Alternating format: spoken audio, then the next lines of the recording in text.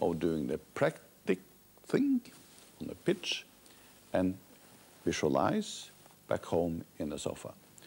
And to reach your peak level, you have to do both. Both. At first glance, it seems absurd. To visualize a free kick, a player will imagine placing the ball just as he would for real. He'll imagine stepping back just as he would for real. And then he'll imagine striking the ball and scoring the perfect goal, just as he would dream of doing for real. But Rilo believes visualization is more than idle daydreaming. It's the vital mental exercise needed to train a player to eliminate all anxiety.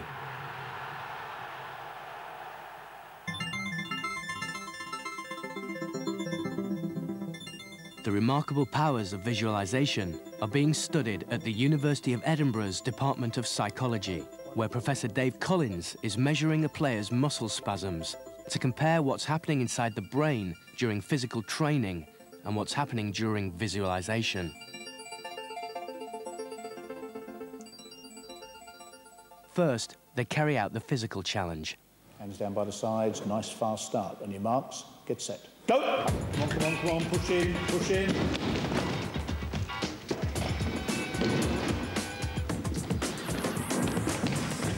Come through, come through, come through, finish it off and steady down, that's it. Go on, go on, go on, push through, push through, push through. Well done. Come on. Turn and steady down, slow down now. Maybe running into the corner. Then Collins runs the experiment again, but this time there's a difference. Eyes closed, down you go. The subject will simply be visualizing the same routine. Set. Go. Concentrate hard, come on, make the turn, make the turn. Good. Come on, push it, push it, push it. Well done. Round the cones. Again, again, again. Come on, come on, come on, come on. Keep it going, keep it going. Finish. Okay. Each time we're doing this, what's going to happen is it's almost like you're layering on an extra level of detail. Yeah. Go. Come on, come on, come on. Push for the corner, push for the corner. Go. Go. Go. Make the turn. Come on, come on, come on. Make it in a bigger. That's it. Well done. Come on. And through again. And another. Well done. Round the cones. Make the end. Come on, finish it. Finish it. Nice run. Well done. What we should see are the same rhythm of signals, the same bursts of activity in more or less the same rhythm. And the particular things we're interested in are the relative timings of these big pronounced movements, like the turns, like the slalom bits, that split the movement up into phases. The results show something quite extraordinary. The two traces reveal that at critical moments, such as making a sharp turn, the signals from the brain are just as pronounced when the player was simply visualizing as when they were physically running the course.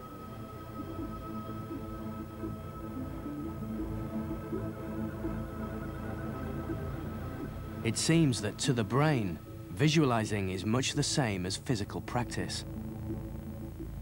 Imagining the movement is essentially everything in the motor system, barring the executive part, which is just that fine little stage. So at least 2/3 of the brain activity is the same whether I'm actually physically practicing or mentally practicing.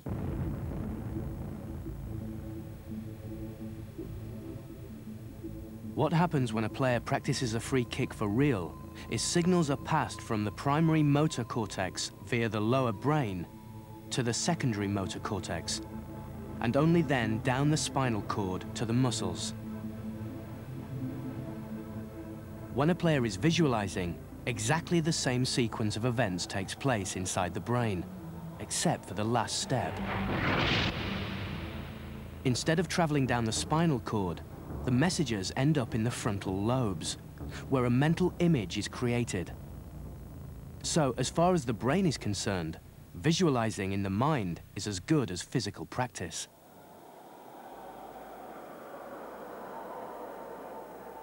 But in one crucial respect, visualization can do something for a player that physical practice never can. On the practice pitch, There is no hostile chance.